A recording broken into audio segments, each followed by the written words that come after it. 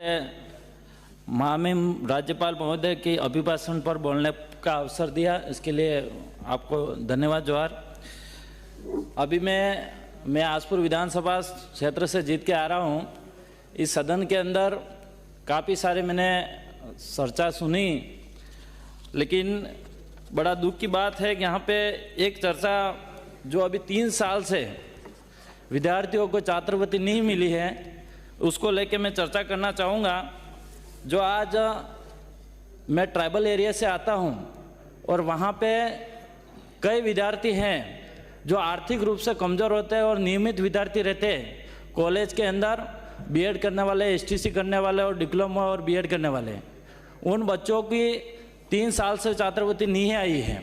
आज वो बच्चा एक छात्रवृत्ति उनका एक माध्यम है, उनका एक पेंसिल से लगा के, पेन से लगा के किराए और आर्थिक रूप से मजबूत कमजोरी होने की वजह से कहीं न कहीं वो बच्चे छात्रवृत्ति नहीं मिल पाई है। तो मैं सरकार से भी निवेदन करना चाहूँगा कि उन बच्चों की छात्रवृत्ति सही समय पे दिलाया जाए, क्योंकि सबसे ज़्यादा कई बच्चे ऐसे हैं जो एसटीसी और बीएड करने जाते हैं, ब्याज पैसे लेके उनके फीस भरी जाती है, लेकिन 3 साल से आज ब्याज भर रहे हैं और आज तक वो छात्रवृत्ति नहीं आई है। तो मैं सरकार से, डबल इंजन की सरकार से भी निवेदन करना चाहूँगा कि आप 3 साल ब्याज सहित उन बच्चों की छात्रवृत्ति देने का कष्ट करें।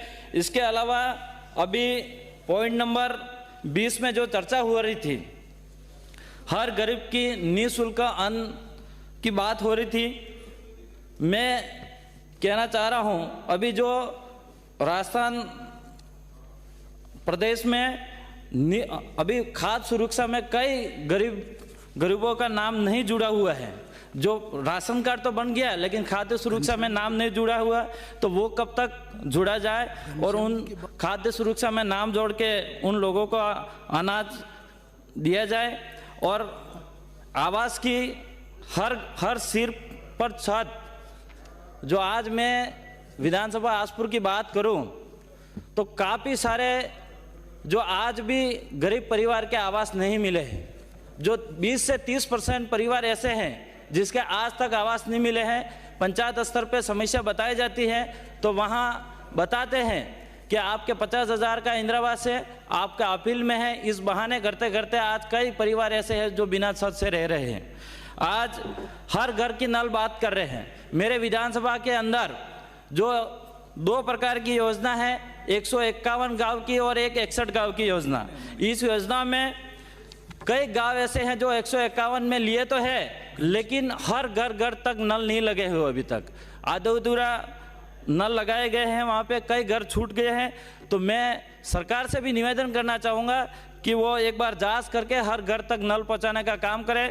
और नल के अंदर जल तो हमारे सोमकमलाबा अंबा बांध जो डैम है, उस डैम से जो नल की पानी की सुविधा जाएगी, मैं सरकार से अपेक्षा रखूँगा कि हर घर में रोज़ाना नल की सुविधा हो।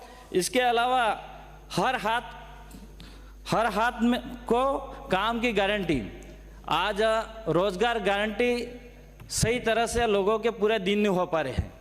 तो मैं चाहूँगा कि रोज़गार गारंटी के भी दिन पूरे हुए। और खेत में पानी की बात आए तो आसपुर विधानसभा के अंदर सोमकमलाबा अंबा बांध और माही डैम से जो नहरें आ रही हैं, वो नहरें आज जो खेतों तक, अंतिम खेत तक सही तरह से पानी नहीं पहुंच पा रहा है। कई नहरें ऐसे हैं जो मरम्मत करने की ज़रूरत है, लेकिन आज तक मरम्मत कई करी है तो टुकड़ों में करी है, पूरी तरह से नहीं हो पाई है। तो मैं सरकार से भी निवेदन करना चाहूँगा, वो नहरें विभाग के द्वारा मरम्मत करा के जो भी रिपोर्ट लेने पड़े लेके उस नहरों को विधिवत रूप से किसानों को अंतिम खेत तक पानी पहुंचाने का काम करें। महिलाओं की बात करें तो आज हमारे ट्राइबल एरिया के अंदर महिला सुरक्षा की बात करें, वहाँ पे एक सबसे बड़ी समस्या यह है कि आज एक पोक्सो केस में सबसे ज़्यादा दिक्कतें हो रही है वहाँ पे। आज गरीब परिवार से जो बच्चा है, इस बच्चों को मतलब पता ही नहीं है और कहीं न कहीं आपसी संबंध किसी कारणवश हो जाते हैं और परिवार में झगड़े की वजह से पुलिस प्रशासन एफआईआर दी जाती है और उस परिवार को फंसाने के बाद 20 साल की सजा दिलाई जाती है, उस परिवार के साथ बड़ा दुख होता है। तो उस पर भी सरकार थोड़ा ध्यान दे। और केसाराम जी चौधरी,